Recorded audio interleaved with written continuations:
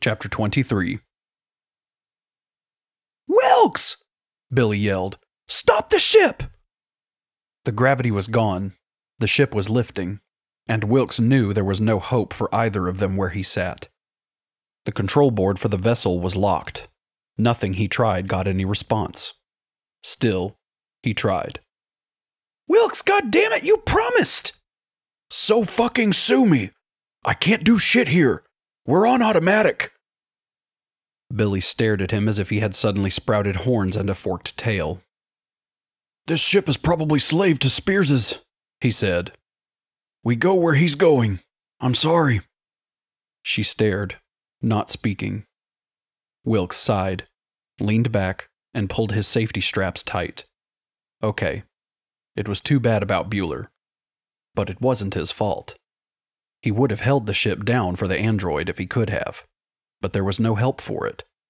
It galled him to leave a Marine from his unit behind, but he'd done it before. A lot of his comrades had died along the way. When your number was up, it was up. What the hell? Billie would probably come around to that view, and if she didn't, too fucking bad. Life was hard. She should know that by now. Spears had his comm on, and it was only a matter of a couple of minutes before the frantic calls began to come through. "General Spears! This is Pockler on the Grant! There's been an engine malfunction! The ship is non-operational, sir! We can't lift!" Spears looked at the comm. The transmission was no pics, so he couldn't see the man's face, but he could tell well enough from the tone of voice how rattled the trooper must appear. "General Spears? We're getting reports from the other ships. Somebody has sabotaged their engines too. Sir, please answer!" Spears took another puff of the cigar. God, this was a great smoke. He'd have to toke it all, of course. You couldn't smoke half and save it for later. It wouldn't store even in dead gas, not and be fresh like before. "General Spears! Sir, we are trapped here! You'll have to bring the MacArthur back down!" The ventilators sucked the used smoke away.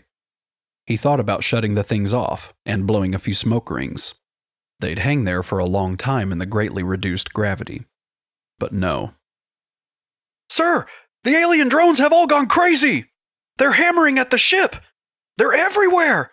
It's like they've lost their minds!" Spears observed the glowing end of the cigar, held the thing up so the nearest intake vent could draw the ash away. Wouldn't do to foul the cabin with the residue, no matter how valuable it had been before. So, the aliens could tell that the Queen was off-planet. Interesting. He wondered if the empathic connection was shut off by distance. Must be something like that. Mama had left, and the children were upset. Most interesting. "General!" But a good cigar.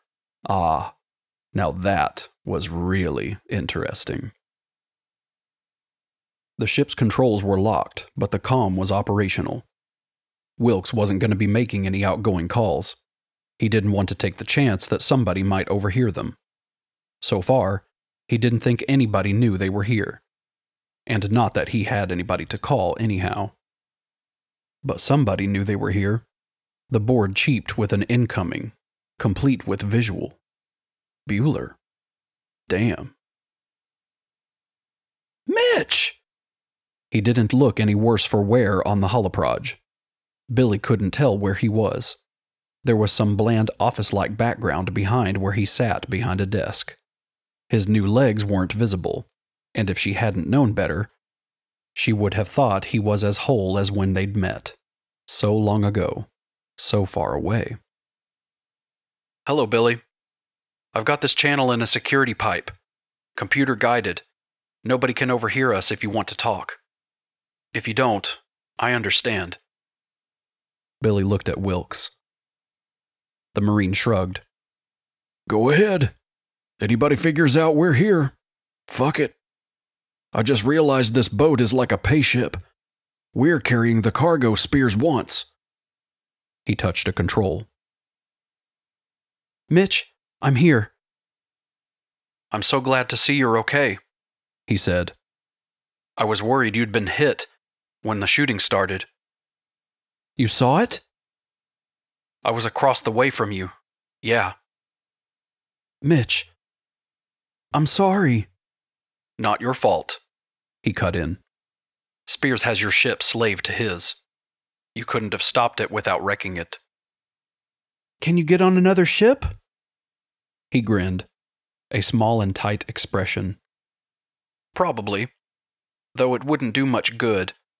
The troops all piled into one, and the motor wouldn't start. My guess is that Spears slagged the engines. He doesn't want anybody following him. There was a muted explosion in the background. What was that? Grenade, probably. The alien drones left here are running amok. Spears took the Queen. I think they can sense that somehow. Oh, God. There's nothing to be done about it, Billie. I'm here, and you're there. If there is a God, he or she or it has a warped sense of humor, from what I have seen. Mitch, I... Don't, Billie. I have had some time to think about things, and you're right. We're too different for it to have worked long term. We'd have tried, and probably beaten whatever we felt for each other to death sooner or later. It isn't just that I was made one way and you another. Our frames of reference are different. Even if we could have worked out all the stuff that went before, the ride wouldn't have lasted much longer. We could have made it last, if I hadn't been so afraid, she said. He shook his head. Another explosion drifted along the radio and television channels to where she sat watching him. No, the newer model androids, the really slick APs, maybe they've made the crossover into full-fledged humanity. Until I was torn apart by the alien, I could fool somebody's eye. That's all. I could even fool myself for a little while. In the end, I'm not really human. Not in the same way you are. Billie couldn't speak. Wilks butted in. You're better than we are, Bueller. That's your problem. Tougher, smarter, faster, and when it gets right down to it, more humane and more forgiving. If I were in your boots, if you still had any, I'd be royally pissed at what had been done to me. You're letting us off the hook too easy, man.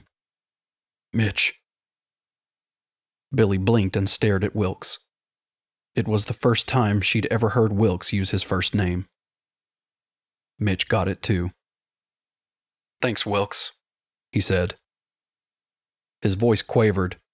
He was barely able to choke the words out. Oh, God. You take good care of Billie. I will. Mitch! I've got to go, Billie, he said. There are people out there dying, and even though I've learned that not all people are worth saving, I still can't break that little built-in ethical rule. Take care of yourself, Billie. I love you.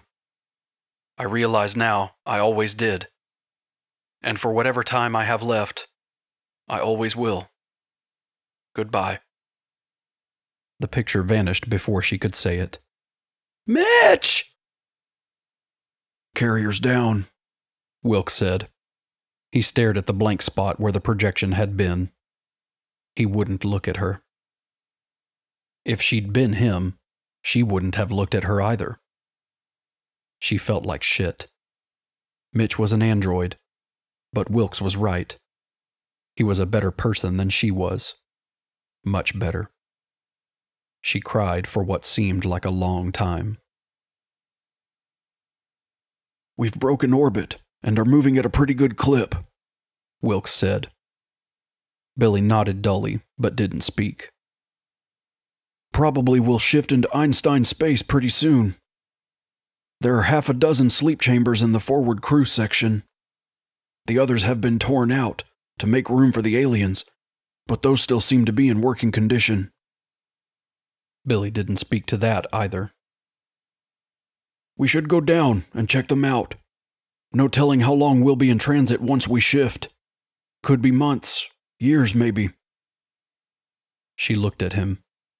Her silence was getting on his nerves. Look, I already checked for a lifeboat. They took it out for cargo space. If they'd left it, we could have gone back. There are a few deep space and sea suits, but they wouldn't do us any good. Even if we survived the trip down, and that's real iffy, we couldn't lift again. The aliens will eventually take over the base, you know that. Going back without any way to lift would be suicide. We couldn't help anybody. I understand, she said. Her voice was dead, calm, flat, unemotional. Jesus. Maybe when we get wherever we're going, we can make Spears pay for this. He tried. She looked at him. Whatever it costs him won't be enough, she said. Same tone. Maybe not, but it'll make me feel better.